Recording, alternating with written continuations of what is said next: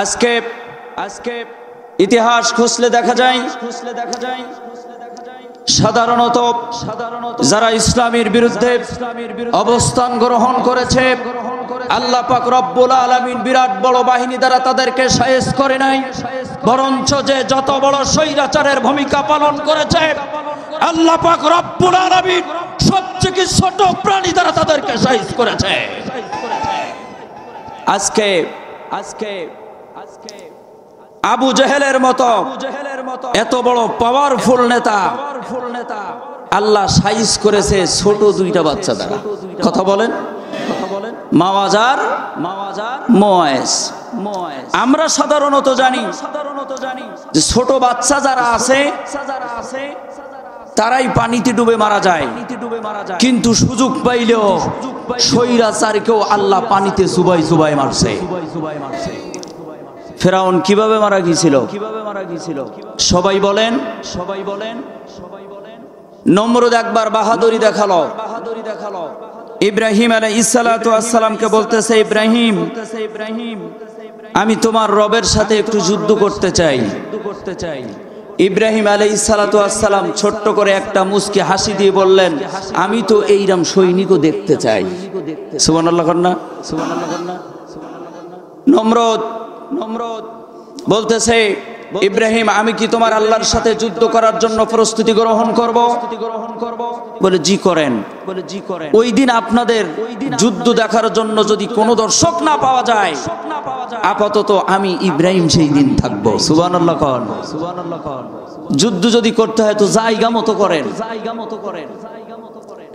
ইব্রাহিম আলাইহিস সালাতু ওয়াস সালাম বললেন, আপনি কবে শুরু করবেন? কয় দেখো আমার যত বাহিনী আছে এক দুই দিনে এইটাকে ম্যানেজ করা যাবে না, প্রস্তুতি নেওয়া যাবে না, আমাকে একটা মাস সময় দিতে হবে। বলে নেন সময়, শুরু করেন।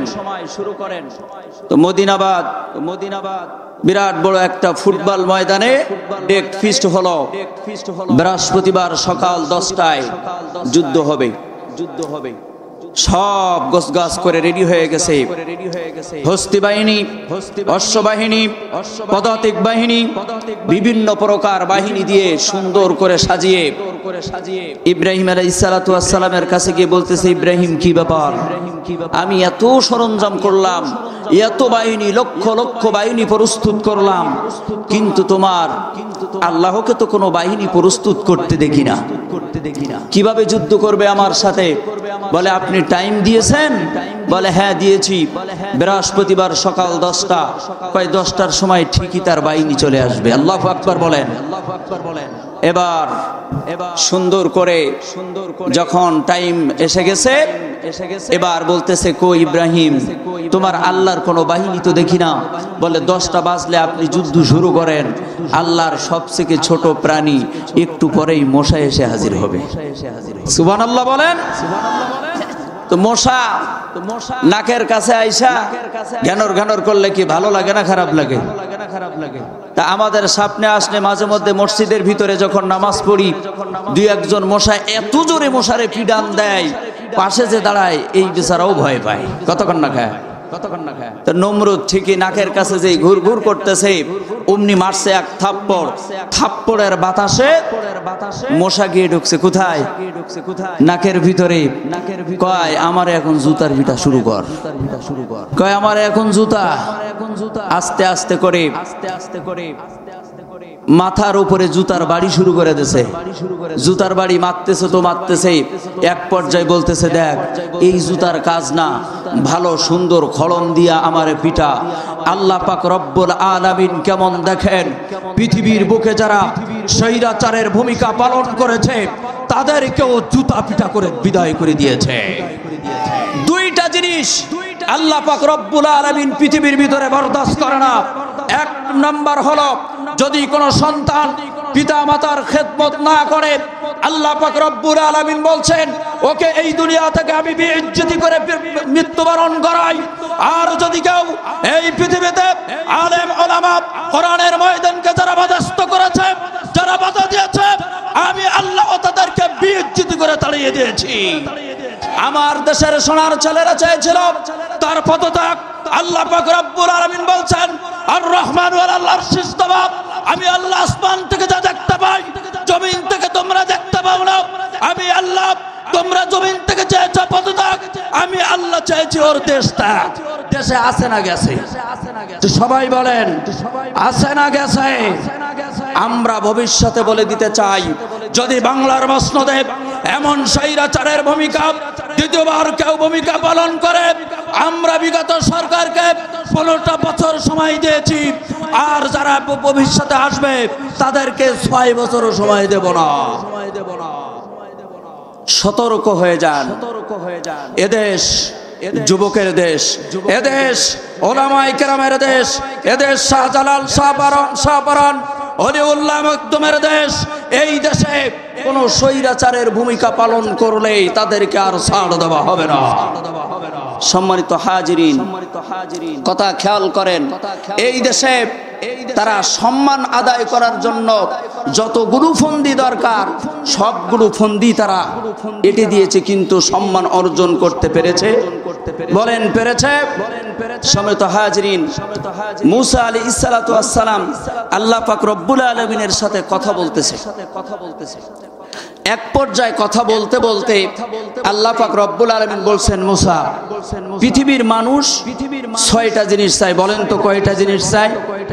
পৃথিবীর মানুষ 6টা জিনিস চাই, আর আমিও আল্লাহ এই 6টা জিনিস মানুষকে দিতে চাই, কিন্তু আমি যেখানে রাখছি ওরা সেখানে চায় না।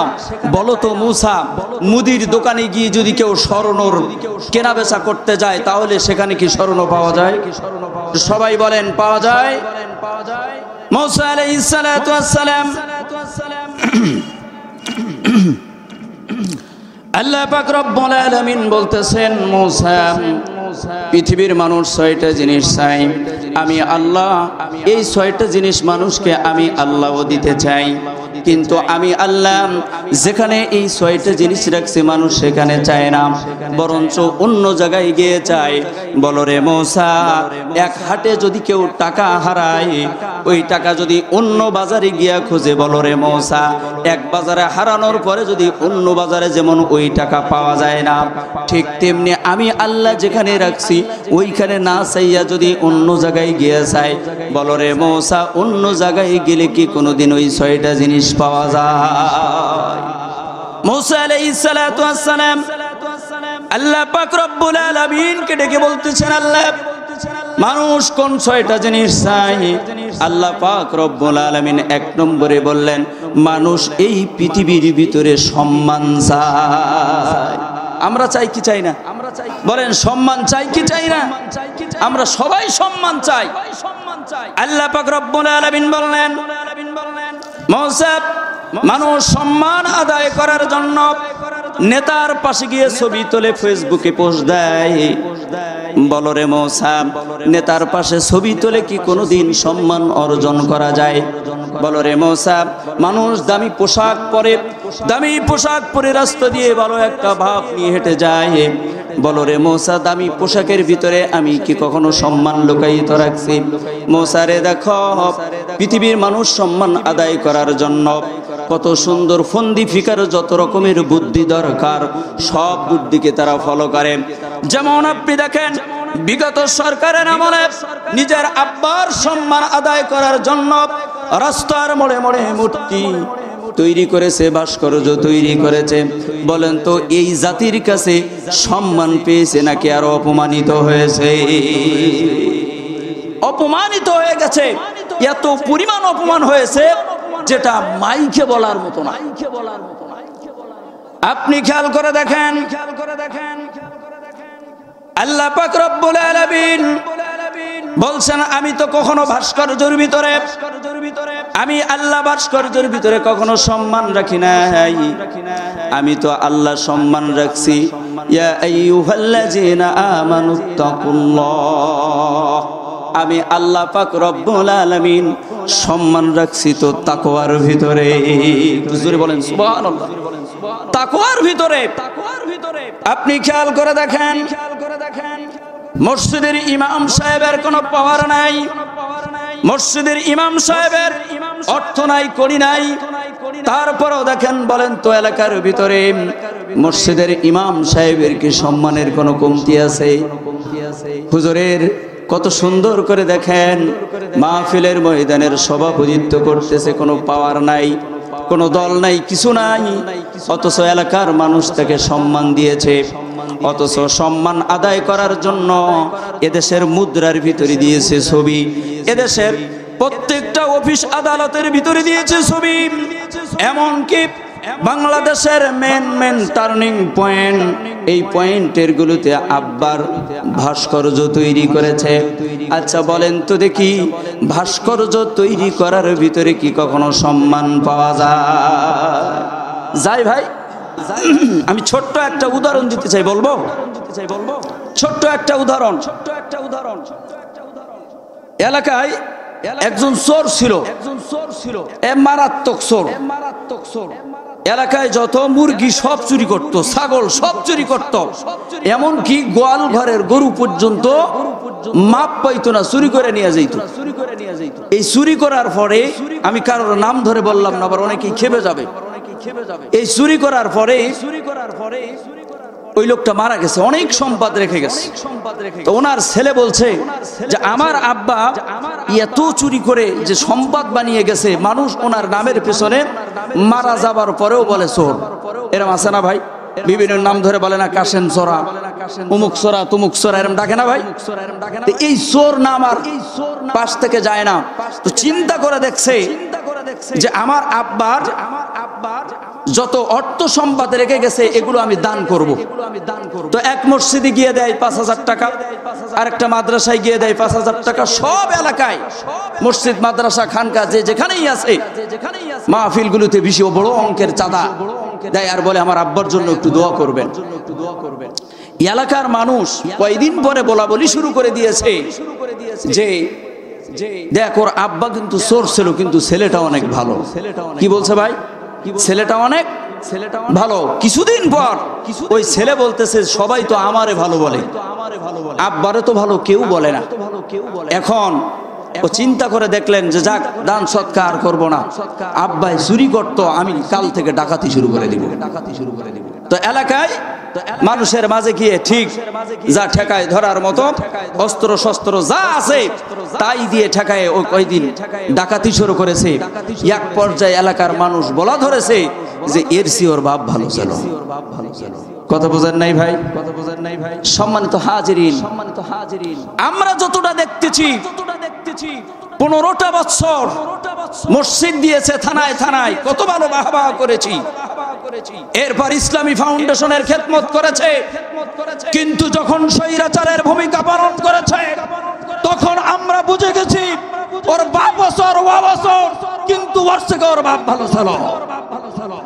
আজকে সম্মান আদায় করার জন্য যে বুদ্ধি এবং ফিগার করেছে, সেই বুদ্ধি এবং ফিগারে বরঞ্চ এই দেশ থেকে আরো অপমানিত হয়েছে। কথা বলেন, আপনি খেয়াল করে দেখেন, আল্লাহ পাক রব্বুল আলামিন বললেন আমি আল্লাহ সম্মান রেখে দিয়েছি তাকওয়ার ভিতরে। যাদের তাকওয়া আছে, আল্লাহর ভয় যাদের অন্তরের ভিতরে থাকবে, এরা সবথেকে বেশি এই সমাজের বুকে তারাই হবে সবথেকে বেশি সম্মানিত।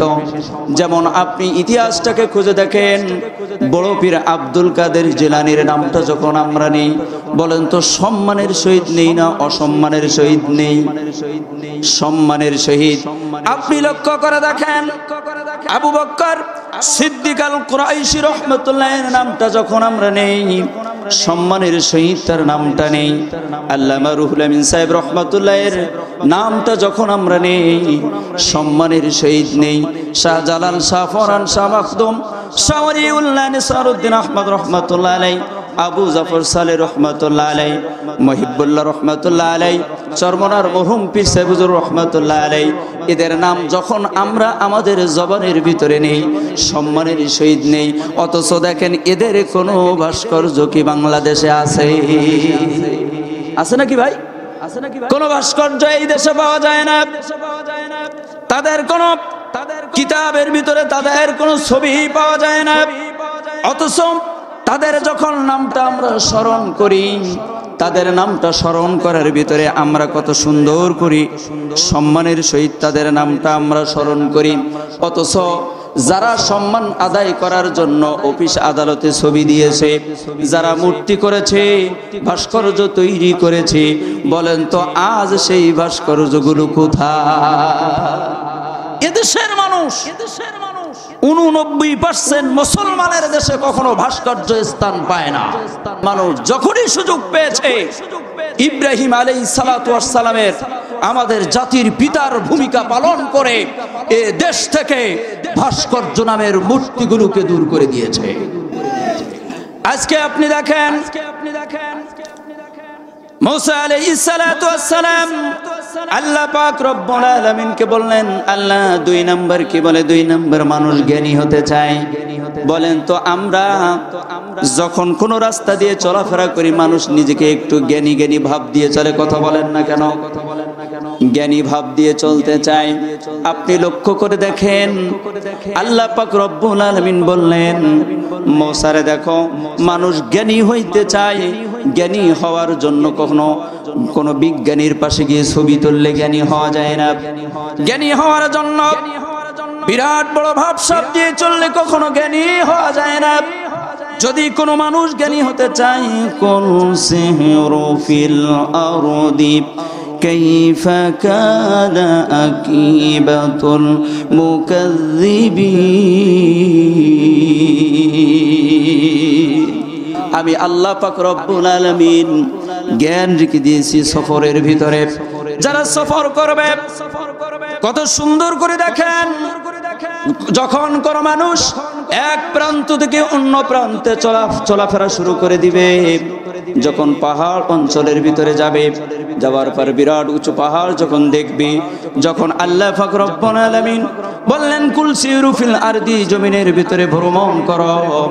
যখন মানুষ ভ্রমণ করবে, সাগরের অতল গহ্বরে যখন যাইবে, যখন তারা দেখবে এত বড় সাগর, এত বড় নদী নালা, কত সুন্দর করে দেখেন। সুন্দরবন অঞ্চলের মানুষ আমরা, এই সুন্দরবনের ভিতরে যখন আপনি যাবেন, এত সুন্দর করে গাছগুলো কে সাজিয়ে রেখেছে? আল্লাহ পাক রব্বুল আলামিন। কত সুন্দর করে আমরা যখন একটা গাছ রোপণ করি, এই গাছটা রোপণ করার পরে এই গাছটার কাছে কত সুন্দর করে তাকে পরিচর্যা করা লাগে। গাছের পাশে গিয়ে পানি দেই, ঘেরা দেই যাতে ছাগল এবং গরুতে না খেয়ে যায়, এজন্য কত দেখভাল করি। অথচ সুন্দরবনের ভিতরে এত লক্ষ লক্ষ কোটি কোটি মিলিয়ন ট্রিলিয়ন গাছ আল্লাহ পাক রব্বুল আলামিন দাঁড় করায় রেখেছেন। কেউ পানি দেয় নাই, কেউ রোপণ করে নাই, কত সুন্দর হয়ে রয়েছে। যখন আপনি দেখবেন, ওই দিন আপনি বুঝতে পারবেন আমার আল্লাহ পাক রব্বুল আলামিনের কত শান। আল্লাহু আকবার বলেন। এজন্য দেখেন মুমিন বান্দার জবানের ভিতরে একটা কথা বারবার উচ্চারিত হয়, সেটি হলো আল্লাহ। জোরে বলেন। মুমিনের জবান থেকে যদি কেউ আল্লাহ শব্দটাকে কেড়ে নিতে চায়, বলেন তো এই মুমিন চুপ থাকবে নাকি বীর বিক্রির মতো প্রতিবাদ করবে? বলেন আমার সাথে, আল্লাহ আল্লাহ বলতে বলতে মরণ যেন হয় আমাদের। আল্লাহ আল্লাহ বলতে বলতে মরণ যেন হয়। মরণ কালে জবানে যেন, মরণ কালে জবানে যেন কালিমা নসিব হয়। আল্লাহ আল্লাহ বলতে বলতে মরণ যেন হয় আমাদের। আল্লাহ আল্লাহ বলতে বলতে মরণ কালে জবানে যেন, মরণ কালে জবানে যেন কালিমা নসিব হয়। আল্লাহ আল্লাহ বলতে বলতে মরণ যেন হয়। জোরে বলেন আল্লাহু আকবার। আর একটু জোরে বলেন আল্লাহু আকবার।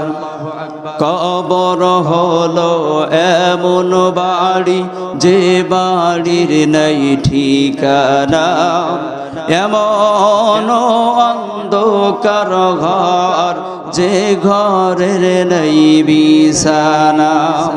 ঈমান আমল নিয়ে মরলে কবর,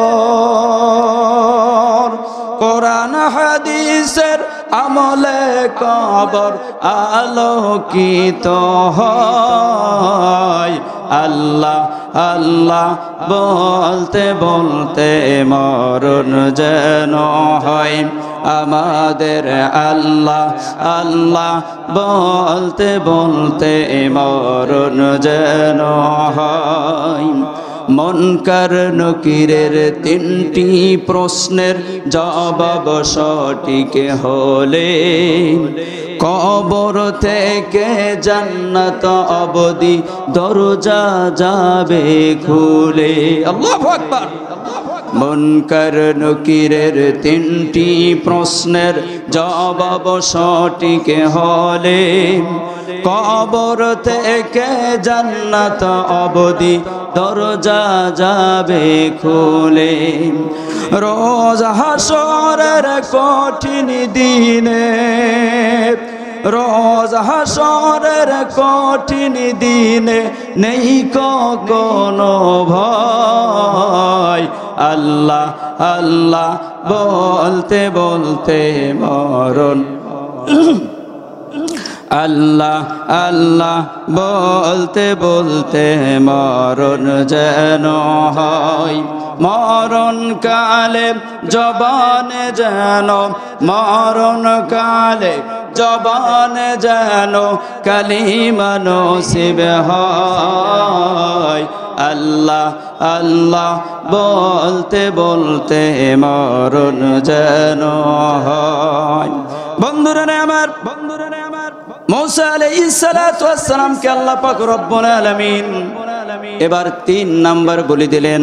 মূসা আলাইহিস সালাতু ওয়াস সালামকে বললেন, মূসা রে দেখো দুনিয়ায় মানুষ শান্তি চাই, বলেন তো আমরা শান্তি চাই কি চাই না? শান্তি চাই। আমিও মানুষকে শান্তি দিতে চাই। তবে বলো রে মূসা, দুনিয়ায় 5 তলা বিল্ডিং দিলে কখনো শান্তি পাওয়া যায় না। দুনিয়ায় ক্ষমতার মসনদে বসলে কখনো শান্তি পাওয়া যায় না। দুনিয়ার ভিতরে এমপি হলে, মন্ত্রী হলে কখনো শান্তি পাওয়া যায় না। যদি দুনিয়ার ভিতরে কেউ শান্তি চায়, দুনিয়ায় তো শান্তি পাওয়া যায় না। কারণ আমি আল্লাহ পাক রব্বুল আলামিন শান্তি রাখছি তো জান্নাতে। আল্লাহু আকবার। জান্নাতের ভিতরে আমি আল্লাহ পাক রব্বুল আলামিন শান্তি রেখে দিয়েছি। যদি কেউ শান্তি চায় তো দুনিয়ায় শান্তি কখনো পাবে না। এমপি সাহেবরা কত সুন্দর আলিশান বাড়ি তৈরি করেছে, কত সুন্দর আলিশান গাড়ি তৈরি করেছে। বলেন তো দেখে আজকে সে আলিশান গাড়ি আর বাড়ি আছে না গেছে? আমাদের দেশ থেকে আমরা বিগত ফ্যাসিবাদের সরকারকে তাড়িয়েছি, কিন্তু এখনো আমাদের সমাজে কিছু আগাছা আছে না নাই? সবাই বলেন আছে না নাই? আজকে আগাছা আমাদের জমিনের ভিতরে, আমরা যখন ফসল লাগাই এই ফসলের ভিতরে যখন আগাছা ওঠে তখন আমরা কি আগাছা পরিষ্কার করি না রেখে দেই? সবাই বলেন। কিছু আগাছা যেই মাথা উঁচু করেছে মোটামুটি ঢাকার 32 নাম্বার শেষ। কথা বলেন, কথা বলেন। আর যে আলিশান বাড়ি আর গাড়ির সন্ধান পাওয়া যেতেছে মোটামুটি সাইজ করে চিহ্ন রেখে দিয়েছি। এরপরে যদি কোনো আগাছা মাথা উঁচু করে চিহ্ন পর্যন্ত বাংলার জমিন থেকে উঠে দেব। সম্মানিত হাজিরিন, এই পৃথিবীর বুকে আমরা সবাই শান্তি চাই, কিন্তু আল্লাহ বললেন শান্তি আমি তো রাখছি জান্নাতে। কিন্তু দুনিয়ায় যদি মানুষ শান্তি চায়, এই দুনিয়ায় তো কখনো শান্তির আশা করা যায়? বলেন আশা করা যায়?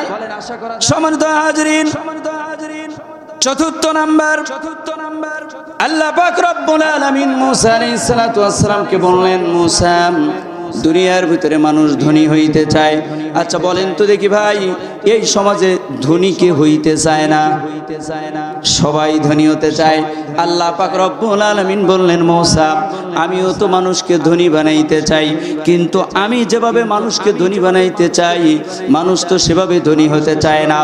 মূসা রে, আমি মানুষকে অল্পের ভিতরে তুষ্টি দিয়ে আমি মানুষকে ধনী বানাইতে চাই। যারা অল্পতে তুষ্টি হয় আল্লাহ পাক রব্বুল আলামিন তাদের সম্পদের ভিতরে বরকত দিয়ে দেন কে? আল্লাহ পাক রব্বুল আলামিন এই পৃথিবীর বুকে বলে দিলেন হালাল উপার্জন করো, হালাল উপার্জন যদি আমাদের ভিতরে থাকে তাহলে বলেন তো দেখি, হালাল উপার্জনের ভিতরে বরকত দিয়ে দেন কে? এই জন্য দেখেন মানুষ ধনী হইতে চায়। মুসা আলাইহিস সালাতু ওয়াস সালাম বললেন, আমিও তো মানুষকে ধনী বানাইতে চাই, তবে অল্পের ভিতরে যারা তার তুষ্টি হয়ে যাবে, অল্পের ভিতরে যারা সন্তুষ্ট হয়ে যাবে, আমি আল্লাহ পাক রব্বুল আলামিন তার ভিতরে আমি আল্লাহ বরকত দিয়ে দেই। এরপরে দেখেন পঞ্চম নম্বরে, এই পৃথিবীর মানুষ আমাকে খুশি করতে চায়।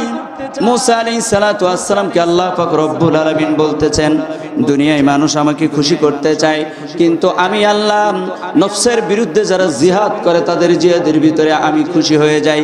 কিন্তু যদি তারা নফসের গোলামি করে, কখনো তো আল্লাহকে খুশি করা যায় না। ওরা নফসের গোলামি করবে আর আল্লাহকে খুশি করবে, এটা তো কখনো হয় না। নফস বলবে দাড়ি রেখো না, ওরা যদি নফসের বিরুদ্ধে যুদ্ধ করে দাড়ি রেখে দিয়ে দেয়। নফস বলে দিবি ওরা ইসলামী আন্দোলনে যেও না, কিন্তু ওই লোকটা সুন্দর করে জিহাদের ময়দানে হাজির হয়ে যাবে, আমি আল্লাহ পাক রব্বুল আলামিন খুশি হয়ে যাই। 6 নাম্বার বলে দিলেন মুসা, দুনিয়ার মানুষ আমাকে খুশি করতে চায়, আমিও তো সুন্দর দুনিয়ার মানুষের খুশি করতে চাই। এর মধ্যে 6 নাম্বার হলো, দুনিয়ার মানুষ যা দোয়া করে, দুনিয়ার মানুষ চাই এই দোয়াটা যেন আল্লাহ পাক রব্বুল আলামিনের কাছে কবুল হয়ে যায়। কিন্তু বলো রে মুসা, দুনিয়ায় মানুষ হারাম খেয়ে যদি দোয়া করে, বলো হারাম খোরের দোয়াকে আমি কখনো আল্লাহ কবুল করতে পারি? আমাদের বিগত সালে দেখা গিয়েছে অনেক মানুষ কত সুন্দর করে 80 রাকাত তাহাজ্জুদ পড়া মানুষ ছিল, কোরআন তেলাওয়াত করা মানুষ ছিল, কিন্তু তাদের ভিতরে যখন হারাম খাদ্য ঢুকে গেছে, এই হারাম খাদ্য যাবার কারণে তাদের কোনো দোয়া আল্লাহ পাক রব্বুল আলামিনের কাছে কবুল হয় না। আমি এই মাত্র আমার আয়াতের কাছে আসলাম।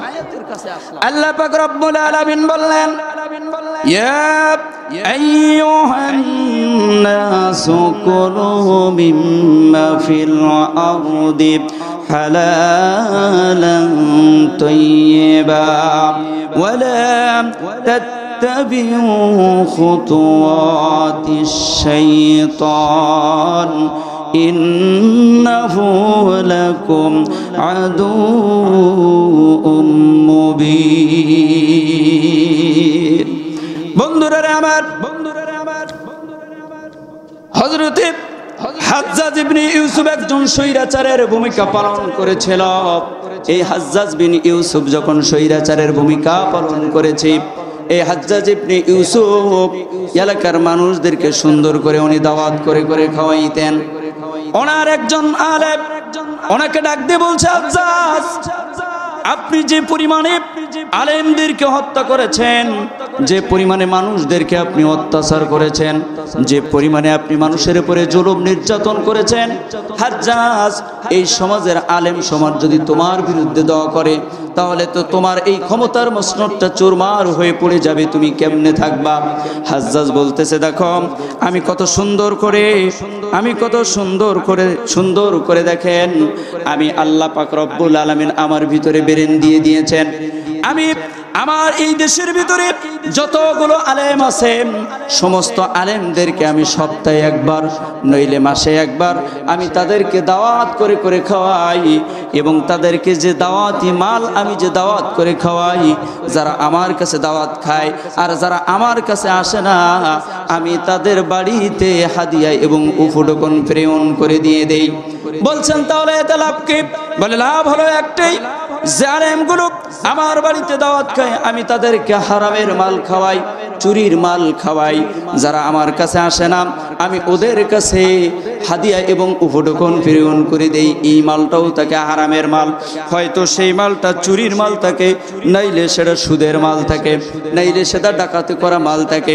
আমি যখন তাদেরকে এই হারাম খাদ্য খাওয়াই, এই হারাম খাদ্যকে যত দোয়াই করুক না কেন, এই দোয়া আল্লাহ পাক রব্বুল আলামিনের কাছে কবুল হয় না। বুদ্ধি দেখছেন? সেই জামানার একজন আলেম সাইদ ইবনে জুবায়ের কোনদিন হাজ্জাজের দাওয়াতের ভিতরে শামিল হয় নাই, কোনদিন তার দাওয়াতের ভিতরে যায় নাই।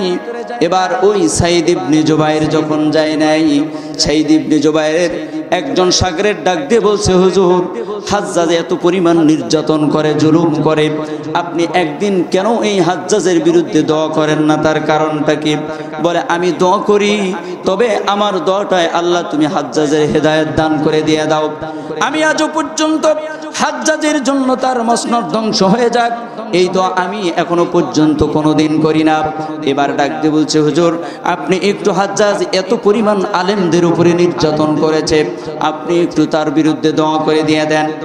এই সাঈদ ইবনে জুবায়ের একটা দিন পর্যন্ত হাজ্জাজের দাওয়াতের ভিতরে শামিল হয় নাই, তার দাওয়াতের ভিতরে কোনোদিন যায় নাই। যত উপটোকন দিয়েছে ওই উপটোকন পর্যন্ত ফিরাই দিয়ে দিয়েছেন। হাজ্জাজ চিন্তা করে দেখতেছেন, আমার দেশের ভিতরে সমস্ত আলেম আমার হাদিয়া খায়, সমস্ত আলেম আমার উপটোকন নেয়, অথচ এই আলেম আসলো না, কবে যেন দোয়া করে তা ঠিক নেই। কারণ হালাল খাদ্য খেয়ে যারা দোয়া করে, এই দোয়া রব্বে পাক কোনোদিন ফিরাই দিয়ে দেয় না।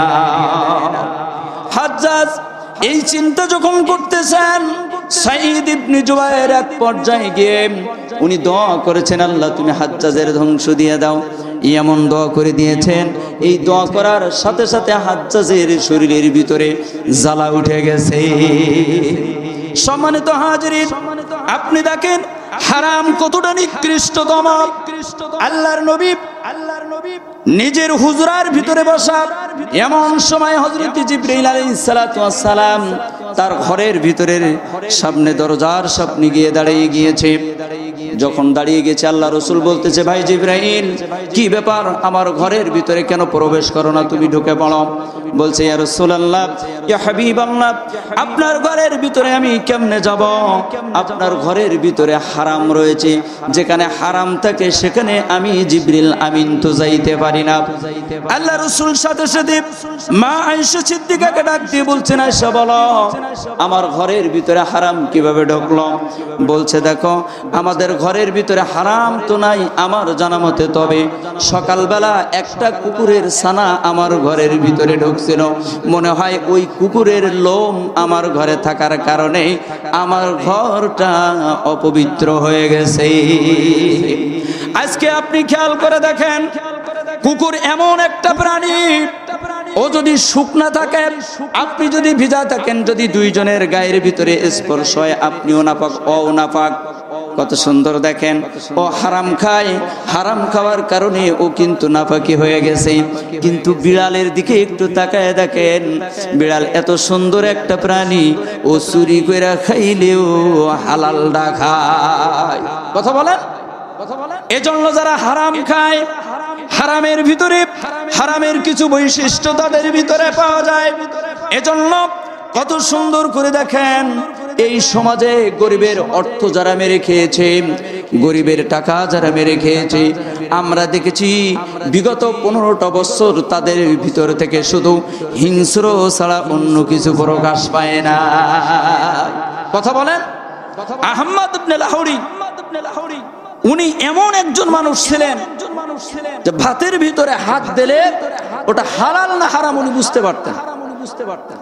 কত সুন্দর করে দেখেন, ওনার বন্ধুরা একদিন চিন্তা করে দেখতেছেন, আমরা এই আহমদ ইবনে লাহোরীকে একটু পরীক্ষা করতে চাই, কেমনে তিনি হালাল এবং হারামটাকে বাছাই করে। ওরা কিছু অর্থ চুরি করে এনে ওনার জন্য একটা হাদিয়া ফল ফলাদি কিনেছে। কেনার পরে ওনার কাছে যখন ওনার দরজার সামনে গিয়ে তারা আদবের সহিত সালাম দিয়েছে, আসসালামু আলাইকুম, যখনই এমন আওয়াজ দিয়ে দিয়েছে, আহমদ ইবনে লাহোরী তখন বলতেছেন, আহমদ লাহোরী বলতেছে, কত সুন্দর করে দেখো, আমার ঘরের সামনে দরজার সামনে যে এসে সালাম দিয়েছ, আমি তার কাছ থেকে হারামের ঘেরান পাইতেছি। আপনি দেখেন আমাদের বাংলাদেশে ইয়ারউদ্দিন খলিফার নাম জানে না এমন কোন মানুষ নাই। প্রত্যেকটা বাসের ভিতরে মরে মরে তার একটা বাক্স লাগানো আছে, আছে না নাই? আপনি দেখেন এই ইয়ারউদ্দিন খলিফা কত সুন্দর করে যখন উনি ওই মির্জাগঞ্জের নদীর পারে যখন বসবাস করতেন, এই বসবাসের সময় যখন উনি ওখানে থাকার কারণে ওখানের একজন পুলিশ অফিসার ওনার জন্য একটু খাবার প্রেরণ করে দিয়েছে, খাবার পাঠিয়ে দিয়েছে। এবার ওই ইয়ারউদ্দিন খলিফা যখন তার কাছে খাবার গিয়েছে, খাবার যাওয়ার পরে উনি দেখে ওই খাবারের ভিতরে থেকে হারামের ঘেরান। আল্লাহু আকবার বলেন।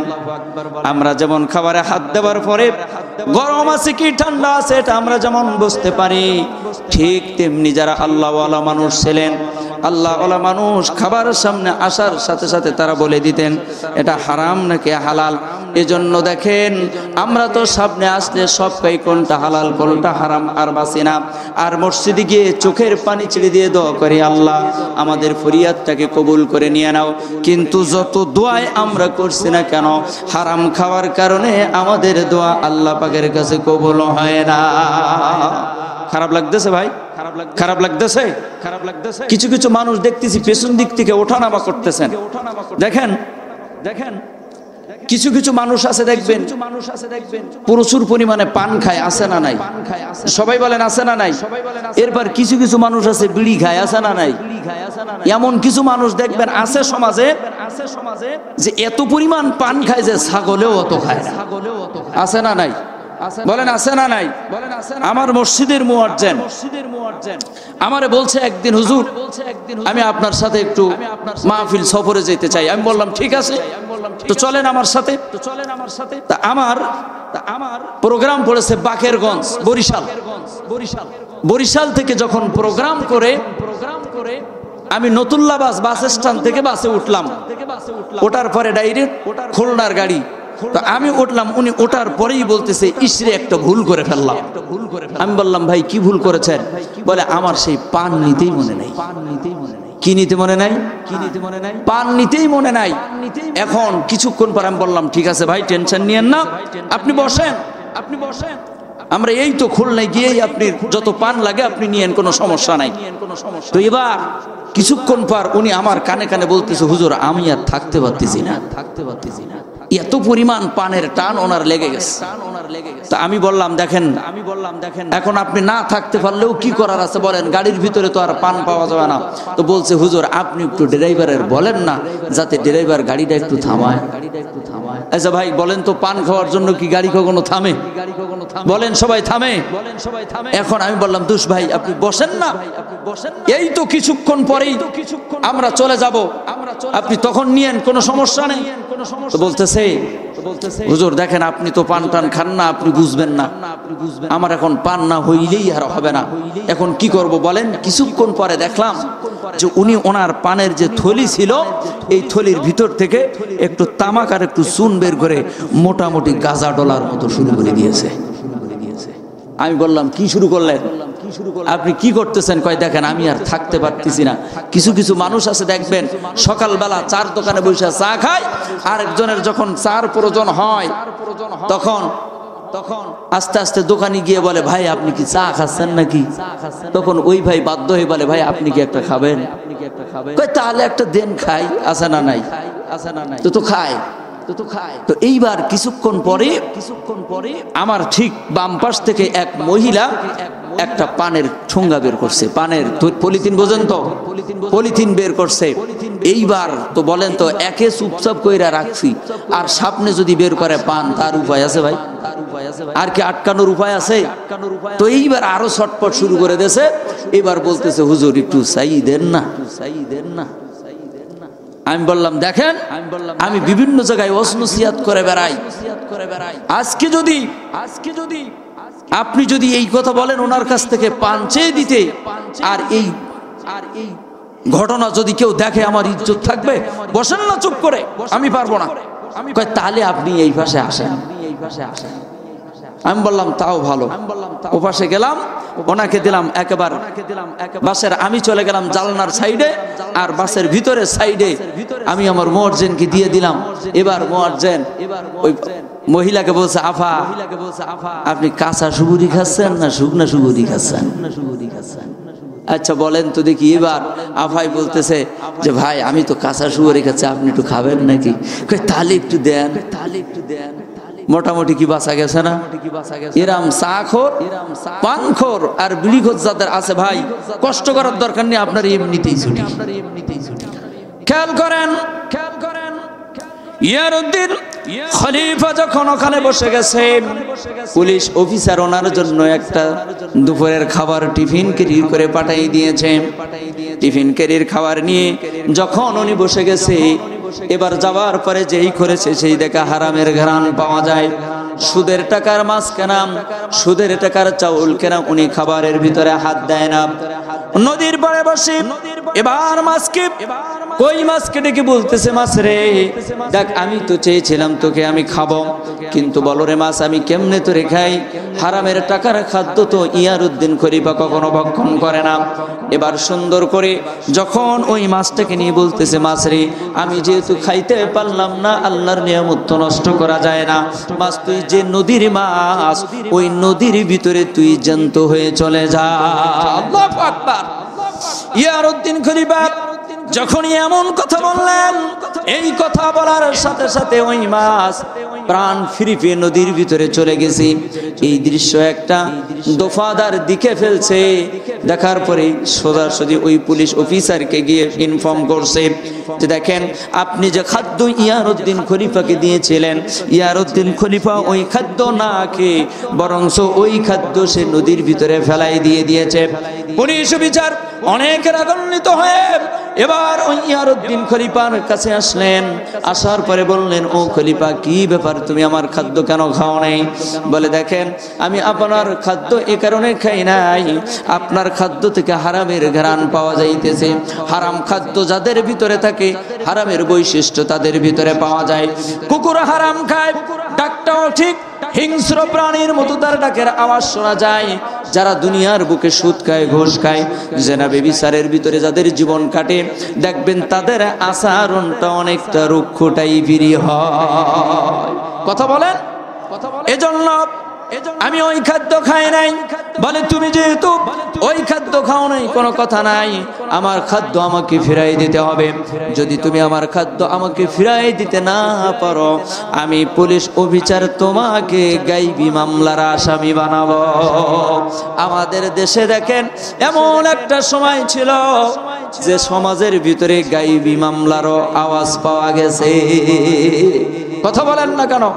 আমরা জানতাম আল্লাহ পাক রব্বুল আলামিন হলো একমাত্র গায়েব, ঠিক কিনা বলেন? কিন্তু এই সমাজ আবার কি আবিষ্কার করলো, কোনো মামলা নাই, ধরছে তো বলছে আপনি গায়েবী মামলার আসামি। আজকে গায়েবী মামলার আসামি যারা দিয়েছে, আজকে তারাই এখন এই দেশের ভূমিতে থাকার অধিকার তাদের নাই। কথা বলেন। এজন্য দেখেন, এই কথা বলে যখন উনি চলে গেছেন, ইয়ারউদ্দিন খলিফা তখন নদীর পারে বসে বলতেছে, মাছরি, তুই আমাকে আর এই গায়েবী মামলার আসামি বানাস না। যা রে মাছ, যেভাবে আমি তোকে ছেড়ে দিয়েছিলাম, তুই সেইভাবে মাছ আবার আমার কাছে ধরা দিয়ে দিবি। বলেন তো, আল্লাহর ওলিদের কথা সৃষ্টি শোনে কি শোনে না? এই যখন এমন বললেন, যখনই এমন কথা ইয়ারউদ্দিন খলিফা বলে দিলেন, বলার সাথে সাথে ভাজা মাছ নদী থেকে আবার নড়তে নড়তে এসে হাজির হয়ে গেছে। কত সুন্দর করে দেখেন, আমাদের মাযহাবের ইমামে আজম আবু হানিফা রাহমাতুল্লাহ আলাইহি আবু ইউসুফের বাড়িতে উনি যখন দাওয়াত খেতে গিয়েছেন, আবু ইউসুফ সুন্দর করে ওনার জন্য রান্না করে দিয়েছে। এই রান্না করার পরে উনি যখন ওনার সামনে খাবার পরিবেশন করা হয়েছে, এই খাবার পরিবেশন করার পরে উনি একাই 4 জনের খাবার খেয়ে ফেলছে। বলেন তো কয় জনের? একটু সবাই বলেন। ভাই, 2-1 জন মানুষ আমাদের সমাজের ভিতরে আছে, দাওয়াত পাইলে আর উপায় থাকে না, খাইতে খাইতে একেবারে এই পর্যন্ত খায়। কথা কর না কেন? 2 ভাই দাওয়াত খেয়ে আসতেছে, 2 ভাই। তো এক ভাই মুখ উঁচু করে নিয়ে আসতেছে, তো বলতেছে, ভাই মুখ উঁচু করে আসো কেন? কই, এমন খাওয়া খাইছি, মুখ যেই ছাও করতেছি সেই পড়ে যাইতেছে। তো কি খাওয়া খাইছে? কই, ভাই এত খাওয়া খাইলি? কই, খামো না, আমি আর কি খেয়েছি? খাইছে তো আমার ছোট ভাই, ও নদী দ্বারা ভাসতে ভাসতে আসতেছে।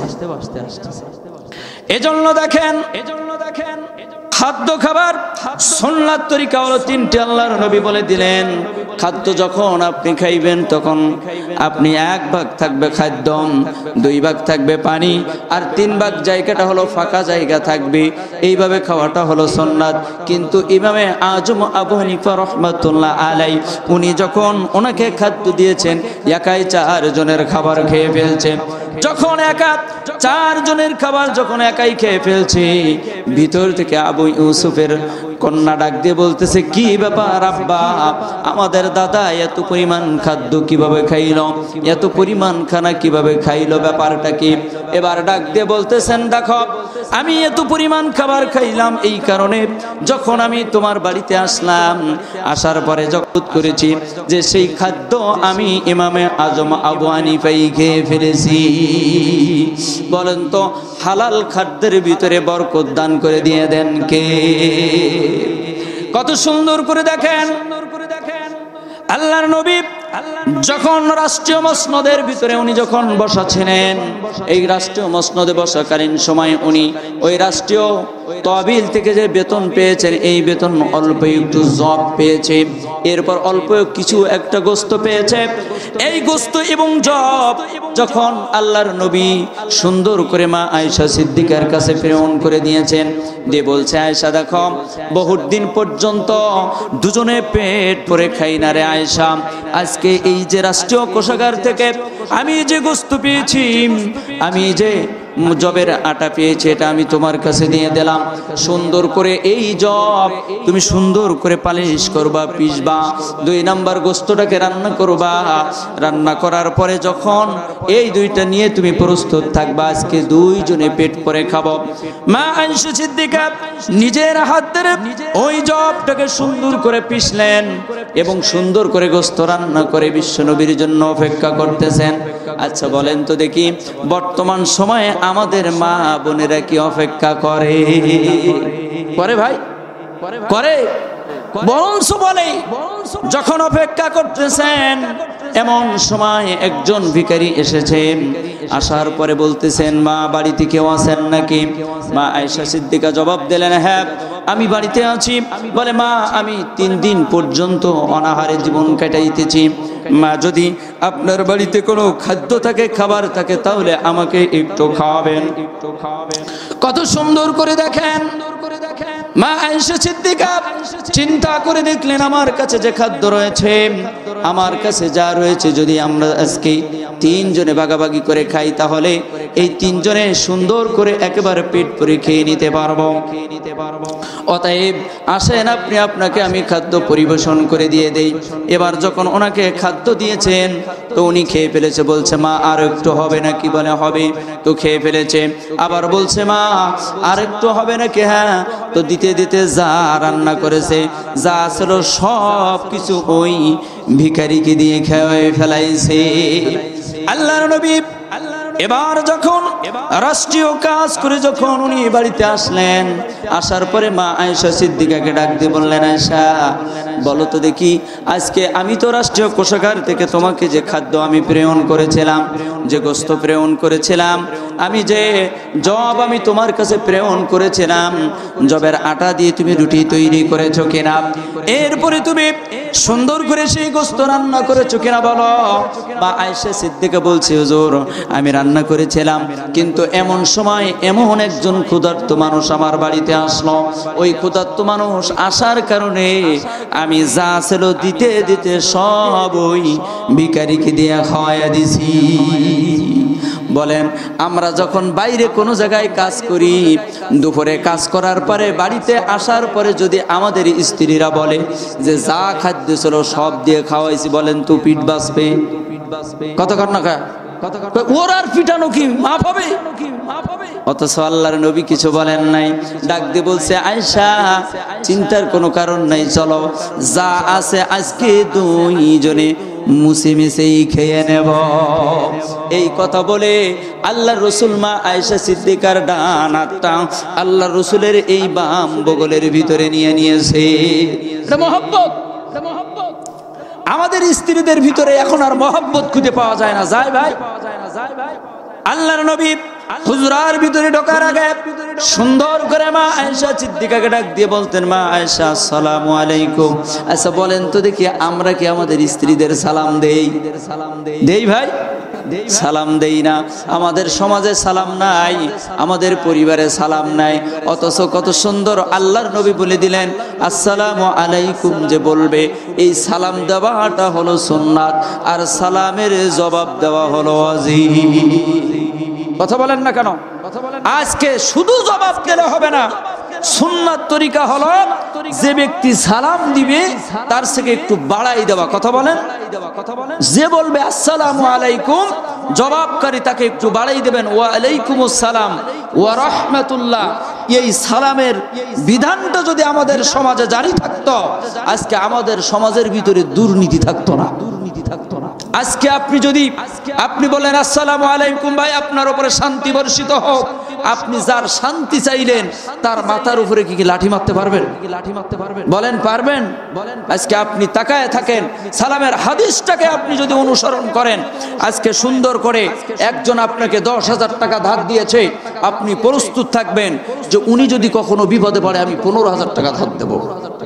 সালামের আইনটা কত সুন্দর দেখেন। তো আজকের এই মাহফিল থেকে এতটুকু শিক্ষা আপাতত নেন, আজকে গিয়ে স্ত্রীর সবাই সালাম দেবো, রাজি আছেন সবাই? আসি তো সবাই? আপনি গিয়ে যে সালাম দেবেন, আমার চাচি বা দাদি কি বলবে জানেন? যে দেখো বুড়ো বয়সে আবার ভীমরতি ধরিছে। কথা বলেন না কেন?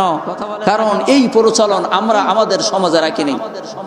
আল্লাহর নবীর ভিতরে মা আয়েশা সিদ্দিকার ভিতরে এত সুন্দর মহব্বত ছিল যে মহব্বতের কারণে ঠিক আল্লাহ রাসূল যে জায়গাটায় ঠোঁট লাগায় পানি খাইতেন, মা আয়েশা সিদ্দিকা ঠিক ওই জায়গাটায় ঠোঁট লাগায় পানি খাইতেন।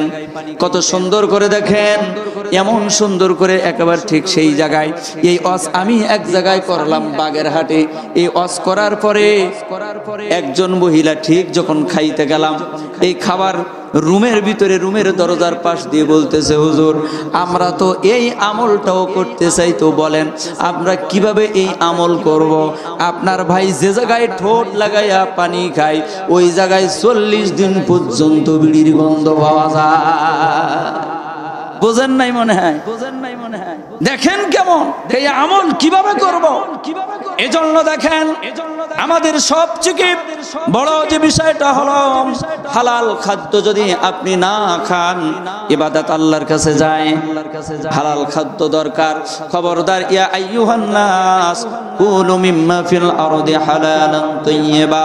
কত সুন্দর হালালকে ভক্ষণ করো, হালালকে লালন করো।